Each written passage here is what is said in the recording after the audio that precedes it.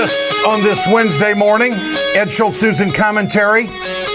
Vladimir Putin said some very interesting things yesterday. He used the word revenge. He used the word restitution. Now, I find it hard to believe that Putin and Obama would gather at the negotiating table privately at the G20 and Putin not tell him what the Russian response is going to be. Because at that time, the Russians knew that their passenger airliner was taken down by the terrorists, by ISIL. And so what did the Russians do yesterday? They bombed indiscriminately without concern for civilians. Putin must have said, I'm going to go nail their ass. In the meantime, our Congress will not vote. It's been 16 months. They will not vote on giving the president the authorization of military force, and yet we're supposed to defeat ISIS. The Congress is standing in the way of progress. And the fact of the matter is that there are more target-rich environments right now with ISIL having the capability of hitting them. So Putin is possibly going to be our best friend in all of this. I would speculate, and there's been very little conversation in the media about, gosh, what did Obama and Putin actually talk about? I think Mr. President is a pragmatic man. We've seen that in negotiations, the way he's done health care, the way he did the automobile industry, and the way he's tried to deal with these obstructionists in Congress. He's always trying to get a deal. I would imagine that President Obama sat down with Putin and said, all right, look, let's forget Ukraine. Let's forget Crimea. Let's put aside who you want in power in Syria. We don't want Assad, you do. But let's find some common ground and let's go kick their ass.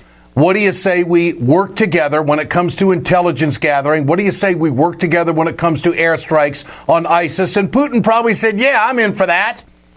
So if the president of the United States were to start bombing ISIS targets without concern for civilians, what do you think the conservatives in Congress would be saying? Wow, look at Obama, he's a murderer.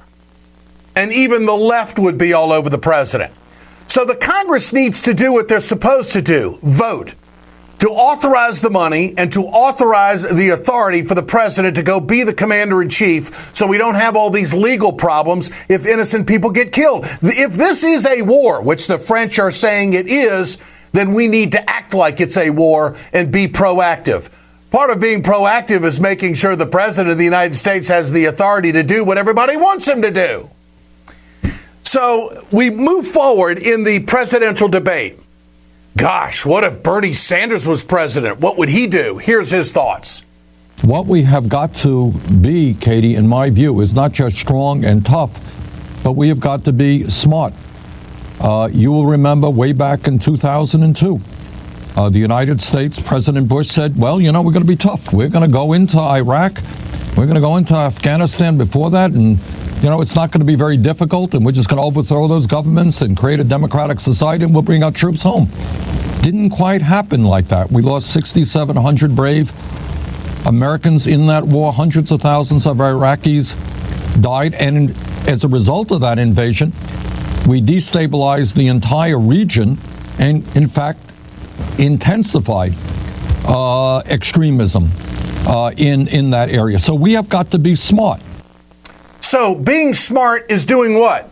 Sitting down with the other superpower that has a hell of a lot to lose, just like us, and that would be the Russians.